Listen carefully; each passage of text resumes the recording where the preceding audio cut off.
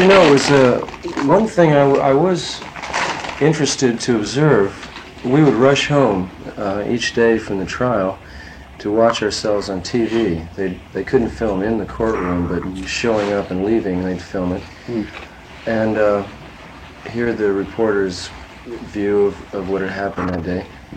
And the first few days, it was kind of the old line policy of kind of what people had been thinking for a year and a half. But as the trial wore on, the reporters themselves, and I guess just talking to me and people involved with the case, the tone of the news articles, not so much, well, even the papers, began to be a little more objective as each day went on.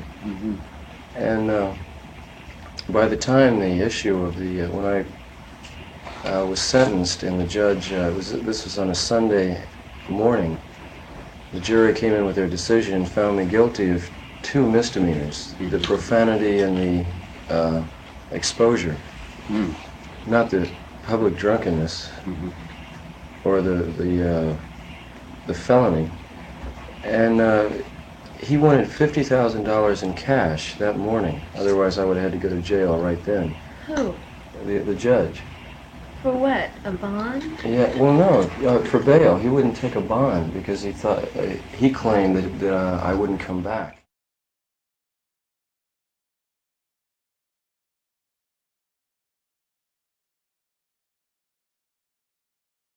The lawyers pointed out that I'd been back.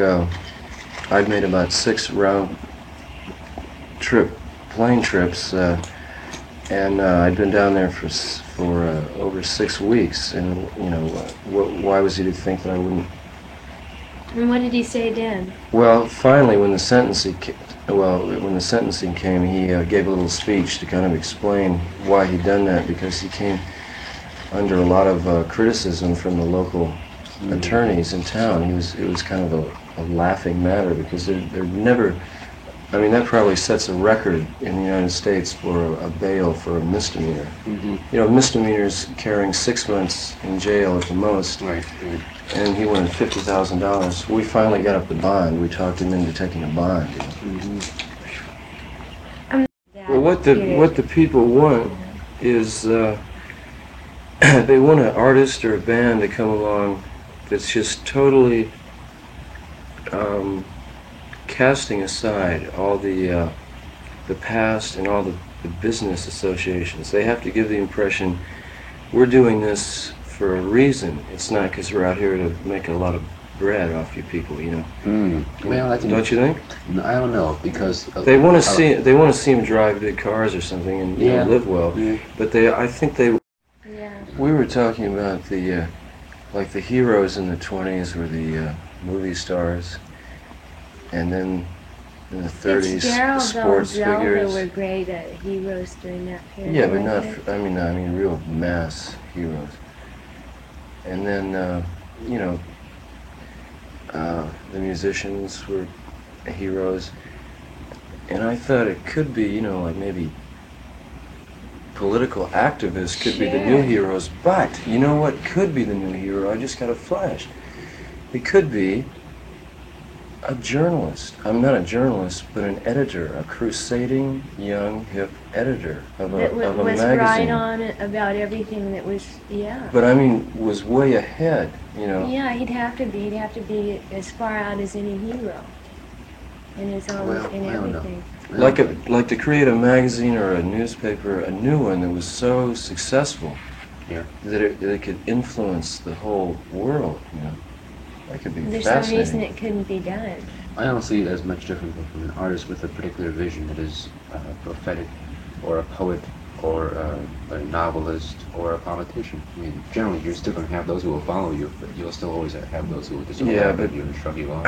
Poets usually become heroes after they're long gone, and with writers, it's with an intellectual crowd. But I mean, you know, everyone reads magazines and newspapers, even if they just thumb through them. First copy just to see what he was into, you know. Well, like I do that with the Rolling Stone and the Free Press and other things. It's like, you just kind of go through it like that. You know, you don't really sink into it unless there's some special thing that catches That's your eye. of course But because if we one don't whole, have time anymore. well, no, you have time. It's Maybe just that most way. people are more interested in their own lives, Yeah. in the daily facts, than they are in widespread cultural phenomena. But Well, if you had a there magazine, was no television, no movies, and no automobiles, you would have a lot more time to read, and then you would probably read like. Well, those people who were interested most in themselves wouldn't hardly pick a Rolling Stone then, would they? Except as cultural reflections of themselves. well, just to keep up with what's happening, I guess, and it's there. I like the idea of a journalist that could become like Not a journalist, I don't think. I think a journalist a editor, writer of some type. a publisher. I mean, publishing his own magazine. Oh, that would be. Yeah. Is there anything close to that kind of thing right now? You think? Well, Rolling Stone No. could have done that, but to me, they found a successful policy, Yeah. a successful commercial market, take and like a they total and they renegade. solidified. To move Mm-hmm. in. Well, remember the Oracle?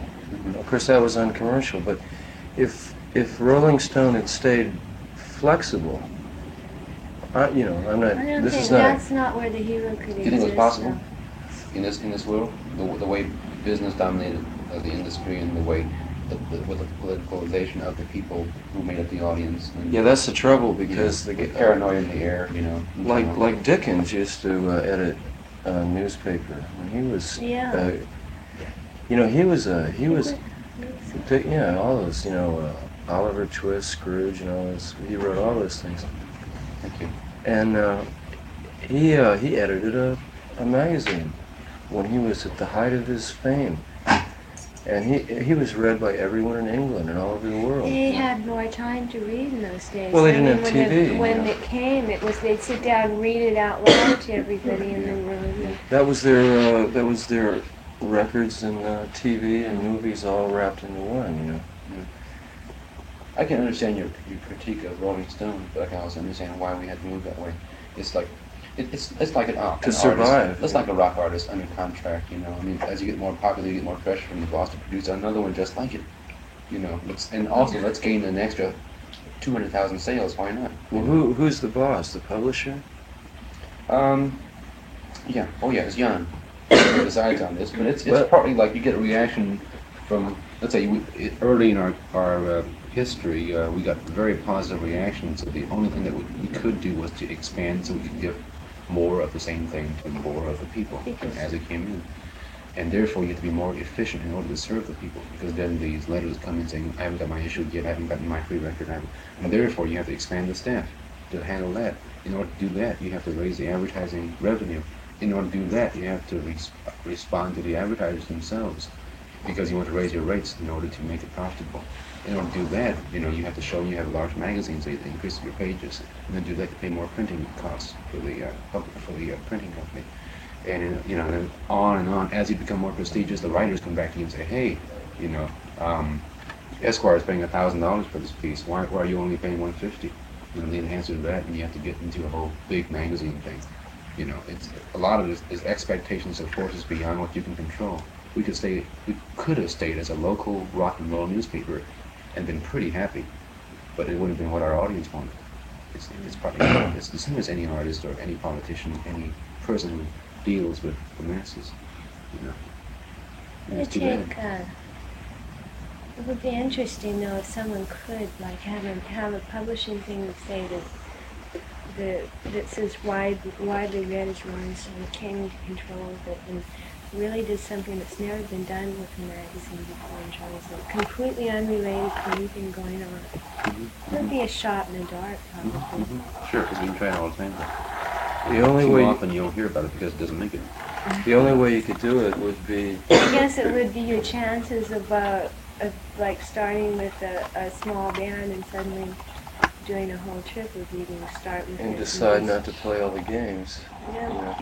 And the only way you could retain autonomy You'd in have to a have- magazine would be not to take advertising. That's where magazines You could make their bread. probably, from advertising. if the magazine was selling enough, you could take advertisement because you think they just want to get their ad, if it was selling enough and widespread enough, they just want the ads to be seen, so they go along with it. But they always try and influence you. They say, okay, instead of paying $1,000, we'll pay Well, 10,000. if it were so good, you've got to look at it this way. This magazine has to be so good that they will pay anything, they will do anything to get in. And if they give you any trouble, you say, okay, you get out, we've got lots of people waiting. That's easy to do if you have a staff of geniuses to start with, and you also have $1 million backing from the foundation that doesn't say a thing to you. That's a good way to start. It's the same as with a radio station, same with a rock and roll You'd band. probably have to have a certain PR type of thing, like if it were an editor, he'd probably have to actually have as much of a lifestyle as, say, a band, as the Rolling Stones or something, that would be its own publicity, that people would become interested in him. Yeah, and what but he's saying. the Because thing, this is why it works with bands and stuff. They're the thing you interested forget a lot about in bands that. is that they pay thousands of dollars for publicity, and so what you get, you think that that's just the way those people are, but it's actually what they and a staff of people have decided they want you to think they are. No, that's true, but it isn't always publicity. Because like in the very beginning, before you can get to the point where you have to pay the publicity people, you got to have some kind of publicity that will get it at least started a little bit on your own. Yeah. That's true.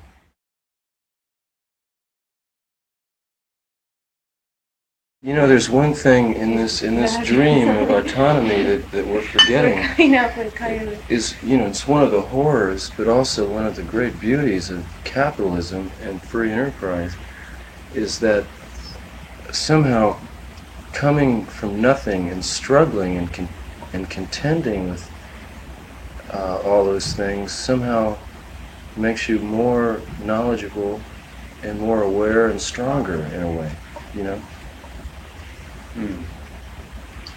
In other words, if there was a millionaire heiress and she said, okay, I'm going to be the patroness of a band. This is going to be, and this band is going to be, I'm going to set them up in a mansion up in the mountains. They're going to have everything they've always wanted. They're not going to have any economic hassles. They're not going to have to fuck with any of these people. Just make their music. You know what you get? A lot of shit, probably. and a lot of lost funds. Sure. You get a couple of very, weird, esoteric albums, that would mean nothing to anyone. It's like playing every night for $5 a man for 2 years, and going through all that shit. Yeah, Blind Faith had that, well, of course they had to establish themselves, each and every one of them, to superstar status before they started the band. But thinking about Brinsley Schwartz as a band that had that kind of financial backing, then the finances become part of it. I mean, like if you get a foundation that backs you up, then people think about that too. They don't see you as a pure new thing. They'll say, oh man, we get the money to do it. First, can we have part of that?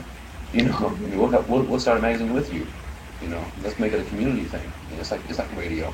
I've been involved in FM radio for the last 5 years, and people always say, well, all we need is a good benefactor. Give us a few $1 million, start our own radio station. Then after all that is said and done, after you somehow figure out who your audience is and you're serving them all righteously, then you have to answer the government. You can't serve them righteously and still answer the government correctly, because you'll be saying certain words that people don't like.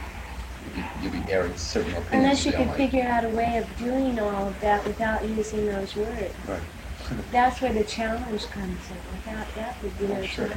Okay, suppose this band that's been rehearsing for a year in the Himalayas in this mansion, all with sports cars and everything they want. The select dope of the universe, and then you drop them down in the Fillmore, or some unsuspecting club, and they walk out there. It's not going to be a visitation of the gods. It's going to be like, who are these cats coming down here, and we're all dressed like a bunch of slobs, right? That's what the appeal of the Fillmore was, that each person in the audience could look at the people up there and say, We're all alike. there but for a little talent is me, right? There but for a few hundred hours practice on the guitar is me. They identify with it, right? Yeah. When the Doors first started, did you see yourselves in the image of Teen Idols or an established rock band? I'm not sure. You know, in a way, we came along at a weird time because we came at kind of the tail end of the rock revival Yeah. from England. You know, they'd Another already month done would have it. been too late. No, it's just that they'd already.